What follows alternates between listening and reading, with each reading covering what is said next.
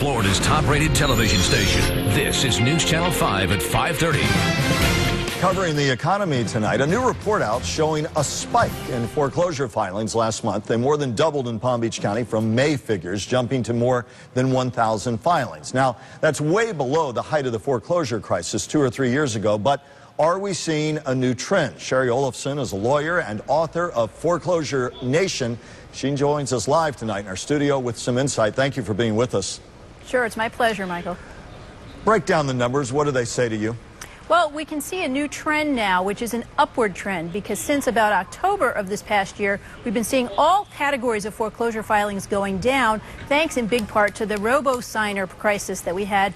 Ground zero was here in Florida, of course. Now we're starting to see a little bit of an uptick in those files, 1,000 new files in Palm Beach County. Lenders clearing the decks, as some presume, and ready to be more aggressive here? Sorting through the problems, figuring it out, and getting more comfortable moving forward again. Let me ask you, you'll have two scenarios here. Let's go one by one. The people sitting there saying, I'm really struggling. I either am about to be behind on payments or I already am. Talk about what impact this is going to mean for them and what they can really do when we talk about mortgage relief efforts that really have never gotten a big bite in Florida yet. Right. Well, those cases that have been sitting on the shelf are going to be moving forward now. So for folks who have wondered why their lenders haven't moved forward with a foreclosure case, they need to start thinking about the alternatives and maybe starting to make sure they have first, last, and security so that they have a place they can move into if the lender moves forward.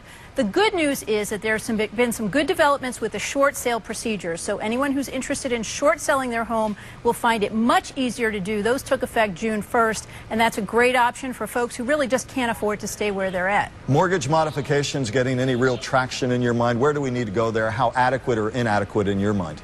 Well, the modifications are, it's a catch-22 because some folks just don't qualify for them. And for those who do, the systems are getting better. But again, I think the short sales are going to be much more viable alternatives for most people now. Shari, you hear this all the time, I'm sure. People say, okay, I am struggling and I am paying my mortgage and I've got that buy or sell decision. Give us a real candid sense of where the market's likely to be for the next year or 2 or 3. Are we going to see a continued downward spiral on prices as we see more properties flooding into the market because of all this? Right. A lot of it depends on what happens moving forward now. If the foreclosures pick up again and we can get those properties through the system. But remember, Michael, at this point, they've been sitting on the market or empty or with owners who can't afford to maintain them since October or November. So when those homes hit the market now, they're likely to be in worse condition than the homes we've seen up until now and may end up selling for less money. We've also got a persistent unemployment problem, and here in Florida we've got some good new initiatives to help folks who are struggling with unemployment, but it's going to be a while and we're going to see further price reductions, particularly here in our area.